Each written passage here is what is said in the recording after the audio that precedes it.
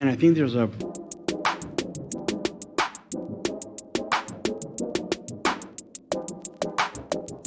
prospect in here. Let's see what the prospect's doing. Oh, the prospect's eating food. That's not cool. Who are you? Prospect Jorden, salty few. Nice. What you got there? Meatballs. How are they? Delicious. Are they homemade? They feel like it. Nice. So what are your thoughts so far on this adventure today? You know, pulling it through. It's really love coming together and serving. That's what it's all about, just finding your place. What is your place? I don't know. God's going to tell me this weekend. It's different every time. Really? Mm-hmm. What was the last run you went on? National. And what did God tell you there? Be good. Don't look good. So essentially, don't act the part. Don't act the part. Be the part. You know, Ah. Actually do it because you want to do it because you love doing it, and naturally serving will come easy that way. Instead of just trying to look busy and trying to stay out of the limelight, just be good, Nice. and naturally you'll just do good at it. And for that, I made a lot of relationships, a lot of bonds that I hope never break. Got to meet a lot of people, and also worked really, really hard and felt good, felt satisfied after the weekend. Nice. Yeah, So if you quit, you think you'll have friends still? I won't quit. Don't they all say that? Yeah, but I've And then they get their pride hurt and quit?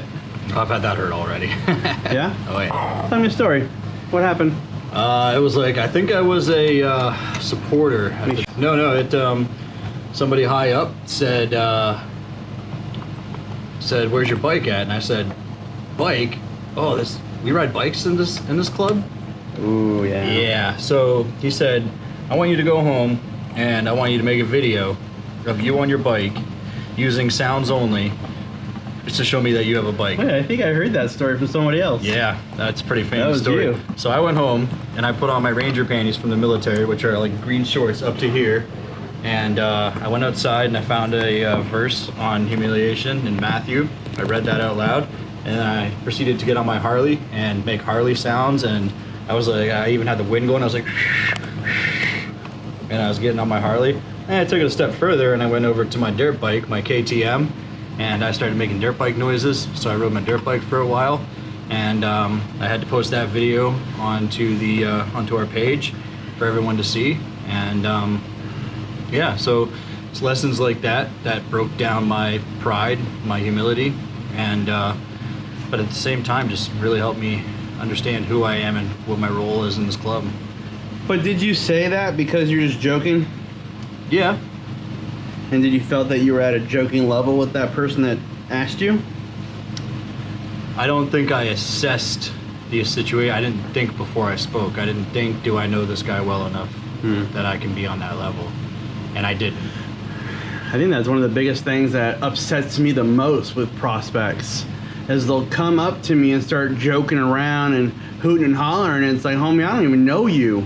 Don't talk to me like that. Yeah. And it gets frustrating because, like, I get the personality that you may have, and that's why you did it. You might be a bubbly, joking dude. Right. But then it's like, you gotta have respect for the patch and what the man's accomplished in it. Absolutely. So you gotta get the respect out of the way, you know? And then you can start goofing around later once we've established who you are. Yeah. You feel that's the same? Honestly, I would like to flip that role around, and I've had that issue before too. If we're just going to be very transparent, is you know, I've had a. I can edit if necessary. Yeah. No, I've had some full patches. You know, they come up to you and they treat you like scum of the earth without even knowing your name. You know, and it's like, Because you're nobody, you're a prospect. No, but I'm talking about on a personal level. When somebody tries to attack me personally, like there's prospect attacking, and I get that. It's the cloud, it's the process, which I trust the process. But when you attack me personally, like my home life, my situation, something like that. Is it and we attacking or accountability? it's a. Are they how do you seeing know, something? How do you know accountability if we haven't built that trust yet? If we haven't even made that establishment, that So foundation. you didn't talk to the full patch before? Correct. There was no relationship. Correct. Oh. They were just joining in because other full patches were doing it, and kind of, that's what they do. And I was like, hey man, like I didn't, I was just thinking in my head, I'm like, hey man, get to know me first. Like these guys that are joking about it know the situation, Now, did you respectfully pull that person aside and talk to him?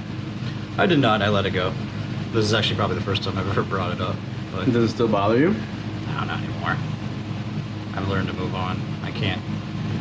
Life's too short to hold on to things. But what if that's something that you were supposed to be teaching that full patch? Absolutely. I might have missed out on an opportunity to bless somebody. Yeah. They say that a lot, that even if I'm talking to you about something, even though I'm thinking that, you being disciple of full patch and everything, that I could be giving you a blessing without even knowing it, just by talking to you. I'm like, man, I got to get some knowledge out of this guy. In reality, maybe God just put us here to talk to each other. The complete opposite. You never know. You never know. It's all about obedience. I like that. Any final words? Keep your head down and keep on keeping on. All right. Thank you much. Thank you.